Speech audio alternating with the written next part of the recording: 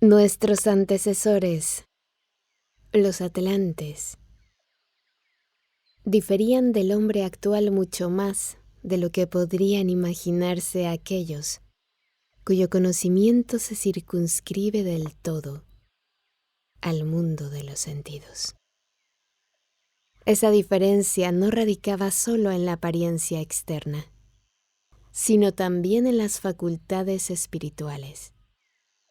El conocimiento que ellos tenían, sus artes técnicas, toda su cultura, era distinta de lo que hoy podemos observar.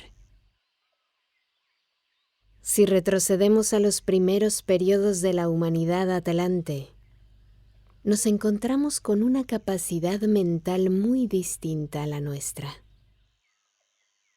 La razón lógica, el poder de asociación aritmética sobre el que descansa todo lo que hoy se produce, no existían entre los primeros atlantes. Por otro lado, poseían una memoria altamente desarrollada, memoria que era una de sus facultades más prominentes.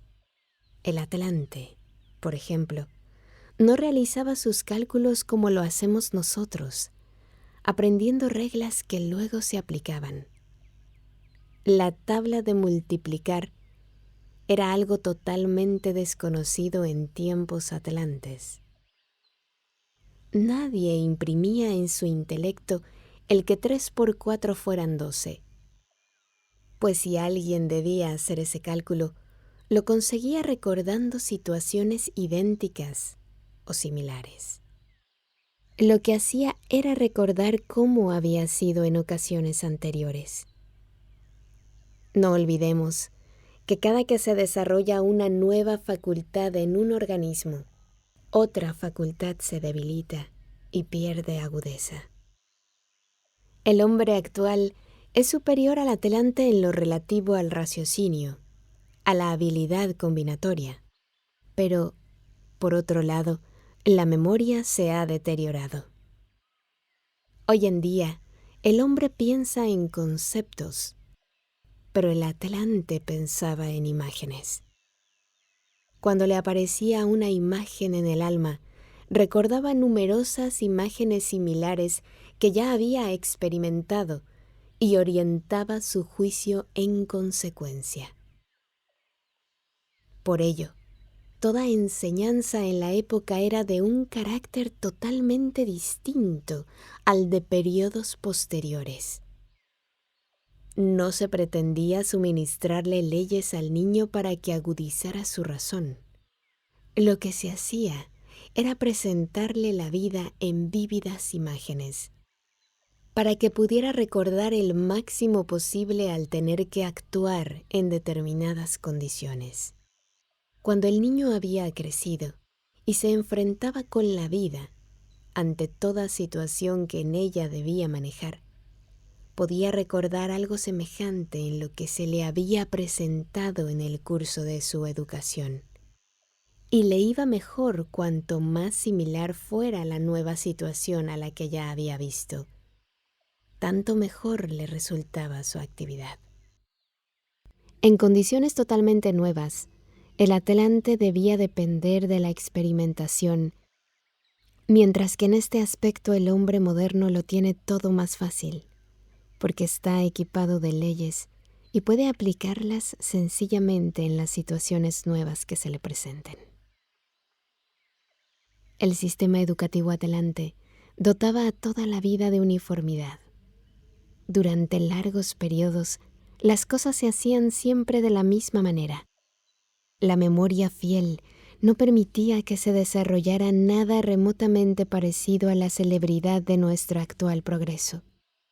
Uno se limitaba a hacer lo que siempre había visto antes.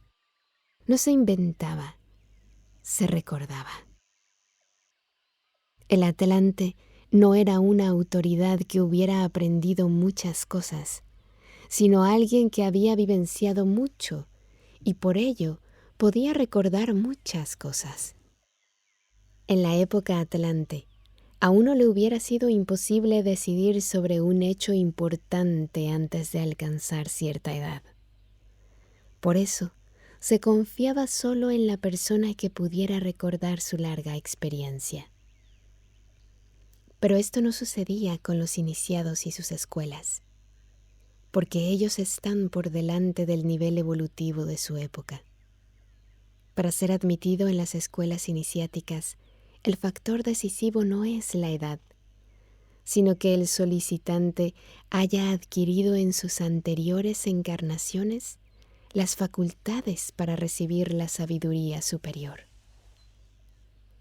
La confianza que se tenía en los iniciados y sus representantes en la época atlante no se basaba en la riqueza de su experiencia personal, sino en la antigüedad de su sabiduría.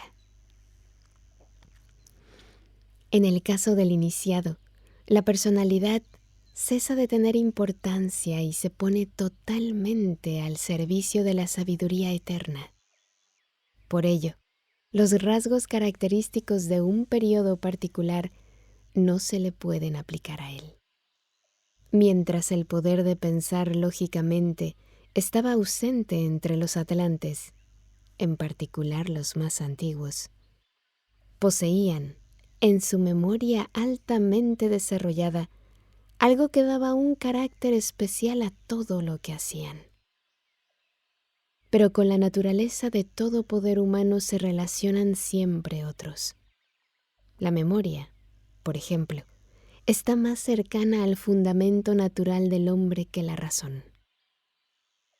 Y vinculados a ella estaban desarrollados otros poderes más cercanos aún a los de los seres naturales subordinados, de lo que lo están los poderes humanos contemporáneos.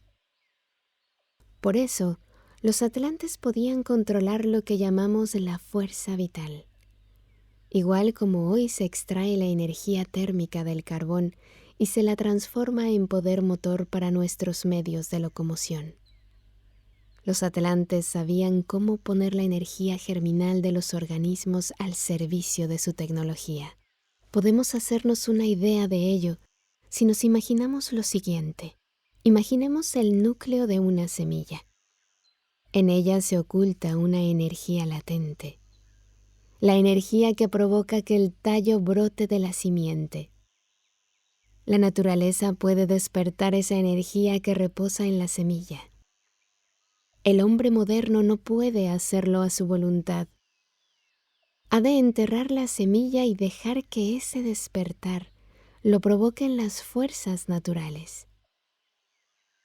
El atlante, sin embargo, podía actuar de otro modo, porque sabía cómo convertir la energía de un grupo de semillas en poder técnico, tal como el hombre moderno puede transformar la energía térmica de una cantidad de carbón en dicho poder.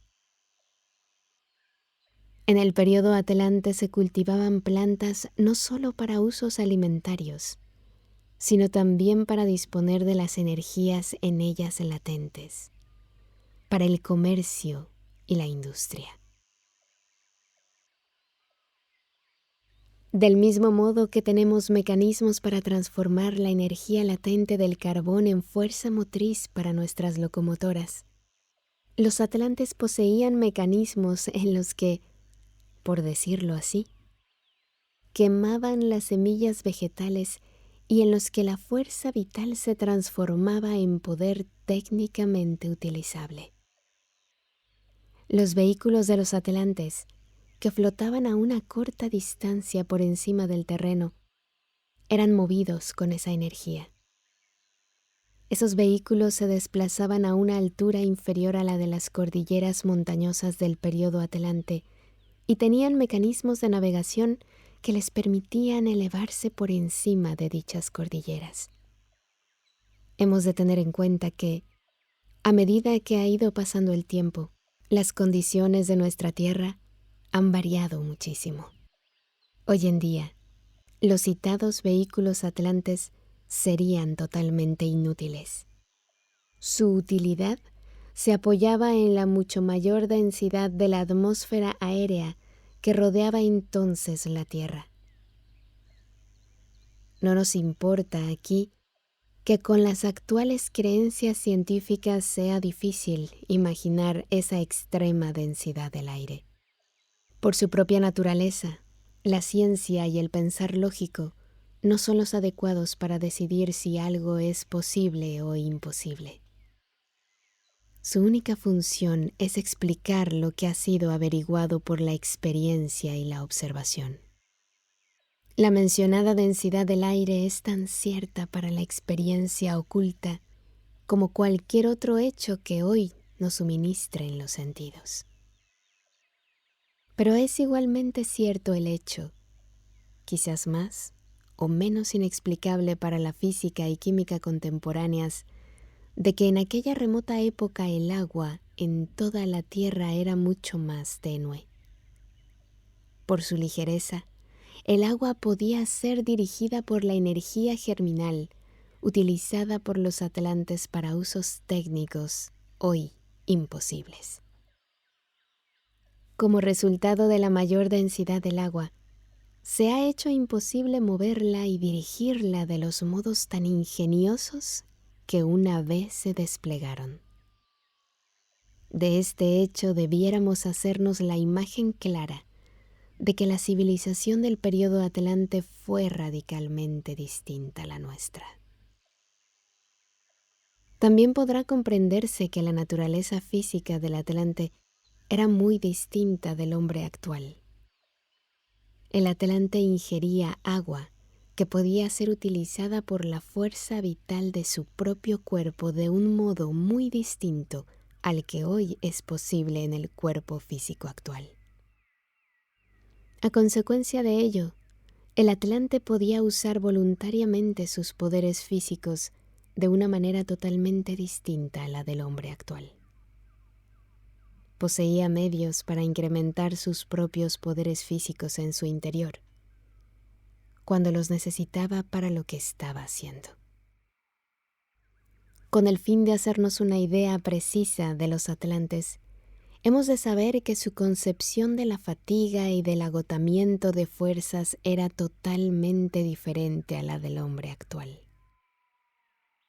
El poblado atlante, como puede haberse deducido, no se parecía en nada a una ciudad moderna. En una población así, todo se hallaba todavía en unión con la naturaleza. Una vaga imagen de ello nos haremos si decimos que en los primeros periodos atlantes, hasta más o menos en la mitad de la tercera subraza, sus poblaciones parecían más bien jardines, donde las casas estaban construidas con ramas de árboles ingeniosamente entrelazadas. Lo que la labor de manos humanas creaba entonces surgía de la naturaleza misma, y el hombre se sentía plenamente vinculado a la naturaleza. Por esa razón, su sentido social era también muy distinto al actual. Después de todo, la naturaleza es común a todos los hombres. Lo que el Atlante edificaba con base en la naturaleza, lo consideraba propiedad común, igual como al hombre actual le parece de lo más natural que sea su propiedad privada lo que su inteligencia e ingeniosidad han creado para él. Quien se familiarice con la idea de que los atlantes poseían los poderes espirituales y físicos descritos, comprenderá también que, en épocas aún anteriores, la humanidad presentaba una imagen que solo en algunos puntos aislados está acostumbrada a ver hoy en día. No solo los hombres han cambiado enormemente en el transcurso del tiempo, sino también la naturaleza circundante. Las formas vegetales y animales han variado. Toda la naturaleza de la Tierra ha pasado por transformaciones. Regiones de la Tierra antaño habitadas fueron destruidas, mientras que han aparecido otras nuevas. Los antecesores de los atlantes vivían en una región que ha desaparecido, la mayor parte de la cual radicaba al sur del Asia actual. En los escritos ocultos se los llama lémures. Tras pasar por diversos estados evolutivos, la mayor parte de ellos declinarán, convirtiéndose en hombres disminuidos, cuyos descendientes habitan aún hoy ciertas partes de la Tierra, formando lo que hemos llamado tribus salvajes. Solo una pequeña parte de la humanidad lemuriana fue capaz de desarrollo ulterior, y de esa parte se formaron los atlantes. Posteriormente, sucedió algo similar. La mayor parte de la población atlante fue entrando en declive, y de una minúscula porción descendieron los llamados arios, que incluyen toda la actual humanidad civilizada. Según la nomenclatura de la ciencia espiritual, los lémures, atlantes y arios son razas raíz de la humanidad. Si nos imaginamos que a los lémures les precedieron otras 2 razas raíz y que 2 más sucederán en el futuro a los arios, nos encontraremos con un total de 7. La una surge de la otra precisamente del modo que hemos descrito para los lémures, atlantes y arios. Cada raza raíz posee características físicas y espirituales totalmente distintas a la que le precede. Si los atlantes, por ejemplo, tenían una memoria particularmente desarrollada y todo lo que con ella se relaciona, actualmente, la tarea de los arios es desarrollar la facultad del pensamiento y todo lo vinculado con él. En cada raza raíz han de pasar también varias etapas, y son siempre 7. Al principio del periodo en que comienza una raza raíz, sus características principales están en una condición muy juvenil. Poco a poco, van madurando hasta entrar finalmente en declive. La población de una raza raíz, por tanto, se divide en 7 subrazas. Si bien no hemos de imaginar que una subraza desaparezca de golpe cuando se desarrolla la nueva. Cada una de ellas puede mantenerse aún por mucho tiempo, mientras otras se desarrollan paralelamente. La primera subraza de los atlantes se desarrolló partiendo de una parte muy avanzada de los lémures, con un alto potencial evolutivo.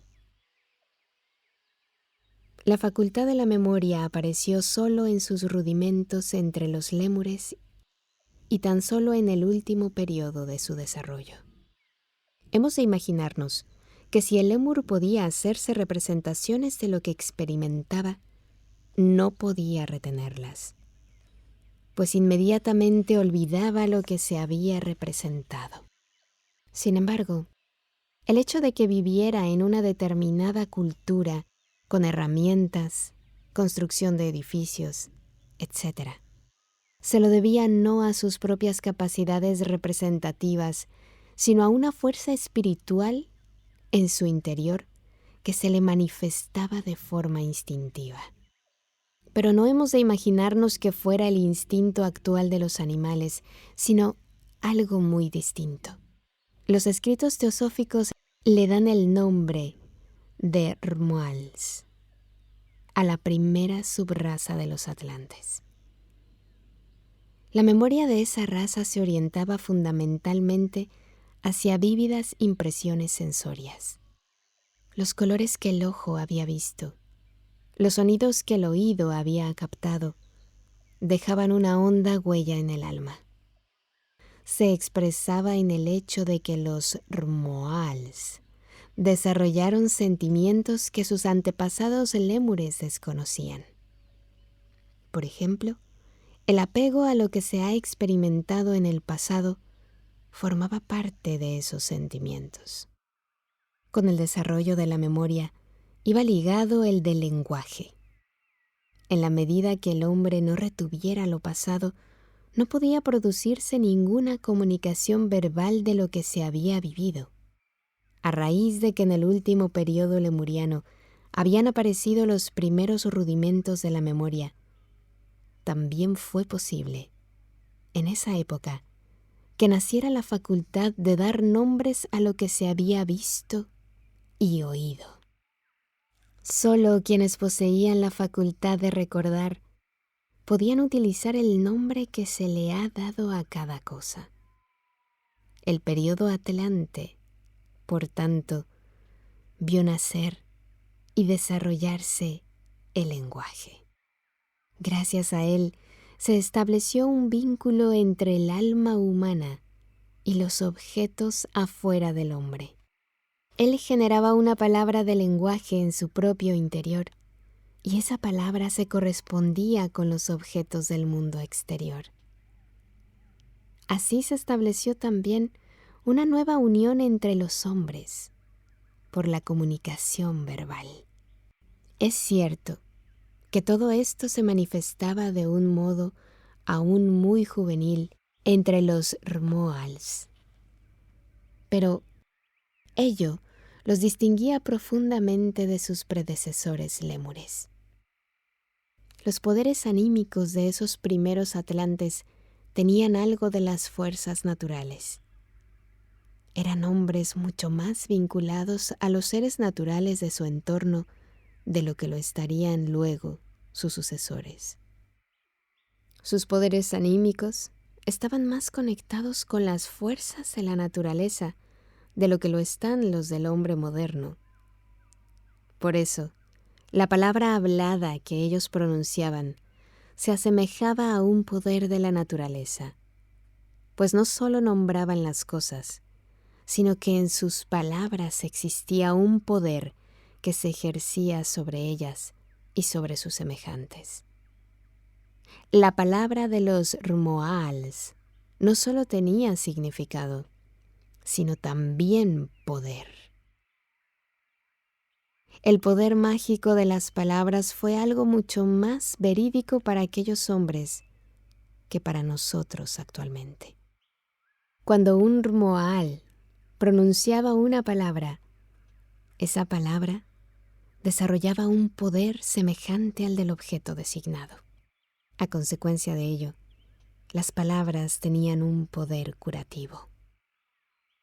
Podían acelerar el crecimiento de las plantas, atemperar la furia de los animales y ejercer funciones semejantes. Todo ello fue debilitándose entre las posteriores subrazas atlantes. Podría decirse que la original plenitud de ese poder fue perdiéndose paulatinamente. Los Rmoals sentían esa plétora de poder como si fuera un don de la naturaleza, y su relación con esta poseía un carácter religioso. Para ellos, el lenguaje era algo particularmente sagrado.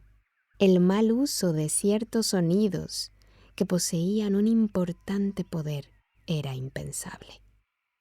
Cada ser humano sentía que ese mal uso le causaría un perjuicio enorme. La magia positiva de esas palabras se habría convertido en su opuesto, lo que habría traído tan solo bendiciones por su uso adecuado. Habría traído la desgracia a quien lo usara con fines criminales. En una especie de inocencia afectiva, los Rmoals atribuían su poder no tanto a sí mismos, sino a la naturaleza divina que actuaba en ellos. Eso fue cambiando entre las gentes de la segunda subraza, los Tlavatli, que empezaron a sentir su propio valor personal. La ambición, cualidad desconocida entre los Rmoals, fue haciéndose sentir entre los hombres. La memoria se transfirió, en un sentido, a la concepción de la vida comunitaria. Quien podía mirar retrospectivamente hacia ciertos actos, exigía que sus semejantes se los reconocieran. Pedía que sus obras se preservaran en la memoria. Basándose en esa memoria de los actos realizados, cada grupo de personas que se pertenecían elegían a uno de ellos como líder.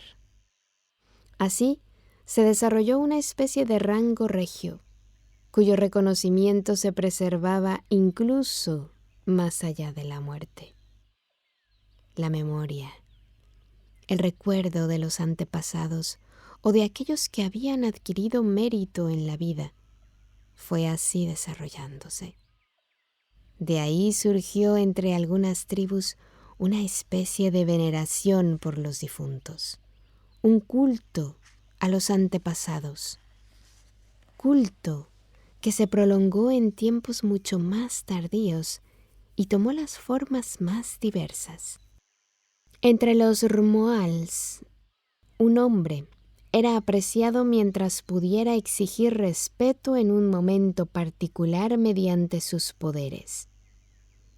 Si alguien quería ser reconocido por lo que había hecho en días anteriores, debía mostrar con nuevos actos que todavía poseía su antiguo poder. Tenía que evocar los antiguos hechos mediante nuevos actos. No se apreciaba lo que se había hecho por lo hecho en sí. No fue hasta la segunda subraza que se consideró el carácter personal de un hombre, hasta el punto de tomar las cosas que había hecho en su vida para evaluarlo. Una ulterior consecuencia de la memoria para la vida comunitaria fue que se fueron formando grupos humanos que se agrupaban por el recuerdo de hechos comunes. Anteriormente, la formación de grupos dependía totalmente de fuerzas naturales, de descendencia común. Nadie agregaba nada con su propio espíritu a lo que la naturaleza le había otorgado. Pero más tarde, una poderosa personalidad reclutaba a un número de personas para una tarea común, y el recuerdo de dicha tarea generaba un grupo social. Este tipo de vida social comunitaria se desarrolló del todo en la tercera subraza, la de los toltecas. Fueron los hombres de dicha raza quienes fundaron por primera vez lo que realmente podemos llamar una comunidad. El primer intento de formación de un Estado. El liderazgo, el gobierno de dichas comunidades se transmitía de generación en generación. El padre transmitía al hijo lo que hasta entonces había sobrevivido tan solo en la memoria de los contemporáneos. Los hechos de los antecesores no debían ser olvidados en toda su línea genealógica. Lo que un antecesor había hecho era apreciado por sus descendientes. Pero hemos de imaginarnos que en aquellos tiempos los hombres tenían realmente el poder de transmitir sus dones a los descendientes. En el fondo, la educación pretendía moldear la vida mediante imágenes vívidas. La eficacia de esa educación se basaba en el poder personal que emanaba del educador.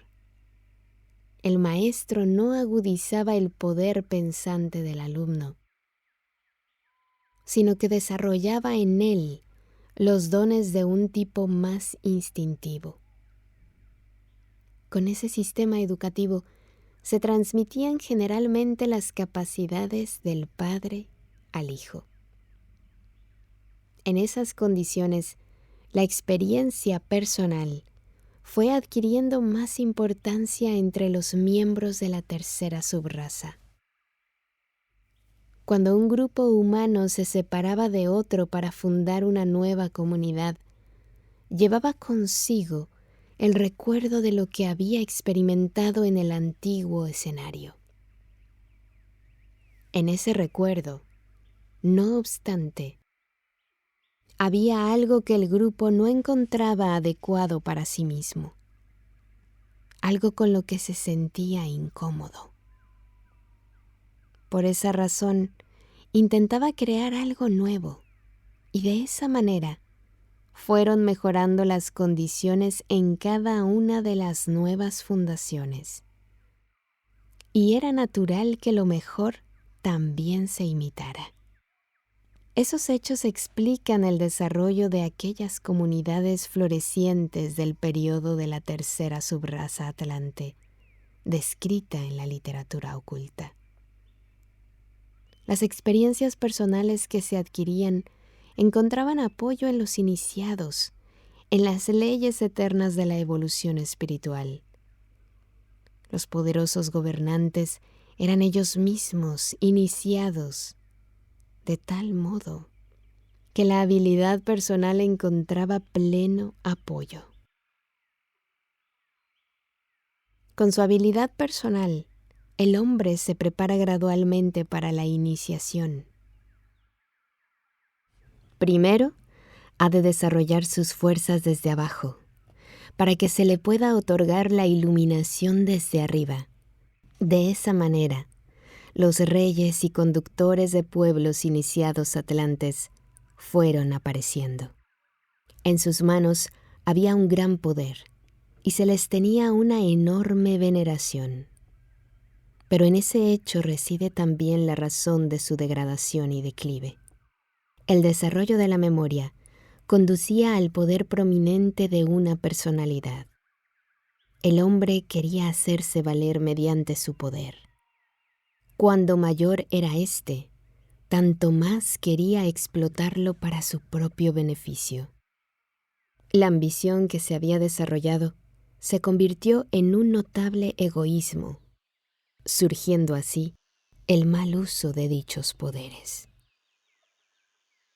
Si consideramos las capacidades de los atlantes, que procedían de su dominio de la fuerza vital, comprenderemos que ese mal uso tuvo inevitablemente enormes consecuencias.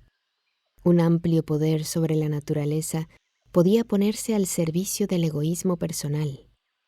Eso lo llevaron a cabo del todo los miembros de la cuarta subraza, los turanios primigenios, que estaban adiestrados en el dominio de los poderes mencionados y que con frecuencia los utilizaban para satisfacer sus deseos egoístas. No obstante, cuando esos poderes se utilizan de ese modo, se destruyen mutuamente en sus efectos recíprocos. Es como si los pies quisieran tosudamente llevar a un hombre hacia adelante, mientras su tronco quisiera ir hacia atrás. Ese efecto destructivo solo podía ser detenido con el desarrollo de una facultad superior en el hombre, la facultad del pensar. El pensar lógico tiene un efecto restrictivo en los deseos egoístas personales. El origen del pensar lógico hemos de buscarlo entre los miembros de la quinta subraza, los protosemitas. Los hombres comenzaron a trascender el mero recuerdo del pasado y a compartir las diversas experiencias. Así se desarrolló la facultad del juicio. Los deseos y apetitos se regían según esta facultad de juicio. Se empezó a calcular y a combinar, a trabajar mentalmente. Si antes uno se había abandonado a todos los deseos, ahora se preguntaba uno si el pensamiento le daba su aprobación o no. Si los hombres de la cuarta subraza se lanzaban irrefrenablemente a la satisfacción de sus apetitos, los de la quinta empezaron a escuchar una voz interior, una voz que examina los apetitos aunque no pueda destruir las demandas de la personalidad egoísta. De ese modo, la quinta subraza transfirió los impulsos para la acción hacia el interior del hombre. El hombre desea dominarse a sí mismo y saber lo que ha de hacer y lo que no, pero lo que ganaba en su interior con respecto a la facultad del pensar lo iba perdiendo en control de las fuerzas exteriores de la naturaleza.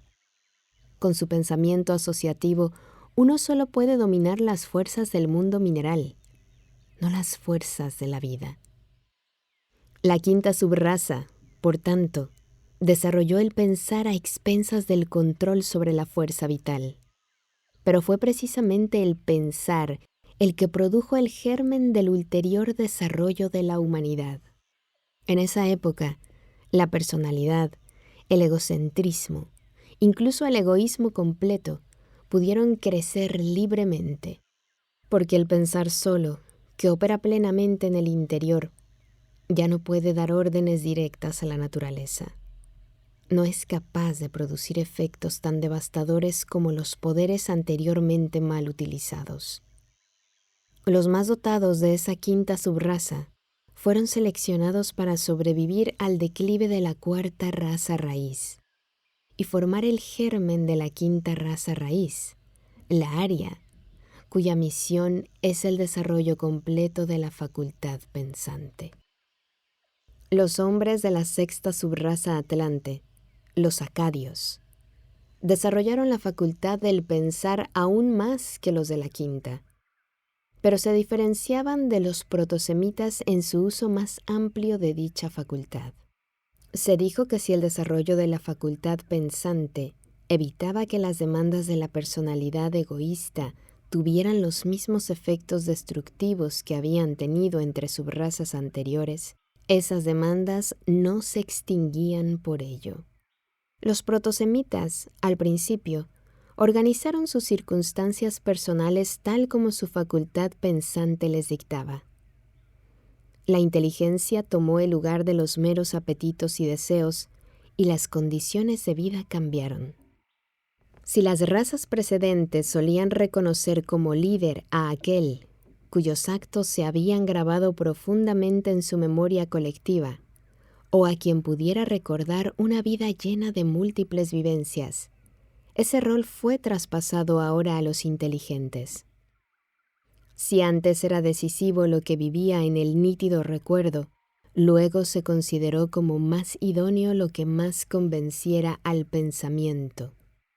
Bajo la influencia de la memoria, uno se apegaba a una misma cosa hasta que la encontraba inadecuada, y entonces era perfectamente natural que quien pudiera remediar una necesidad introdujera una innovación. Pero a consecuencia de la facultad del pensar, se fue desarrollando una manía por las innovaciones y cambios. Cada uno quería poner en práctica lo que su inteligencia le sugería. Comenzaron así a extenderse condiciones turbulentas en la quinta raza, y en la sexta condujeron a sentir la necesidad de someter el pensar egoísta del individuo a leyes generales. El esplendor de las comunidades de la tercera subraza se basaba en que los recuerdos comunes aportaban orden y armonía. En la sexta, ese orden había de producirse con leyes pensadas. Por eso hemos de buscar en esa sexta subraza el origen de los reglamentos de la justicia y de la ley. Durante la tercera subraza, la separación de un grupo tenía lugar solo cuando sus miembros eran, digamos, expulsados de su comunidad, porque ya no se sentían cómodos en las condiciones que prevalecían a causa de la memoria. En la sexta subraza, eso era esencialmente distinto.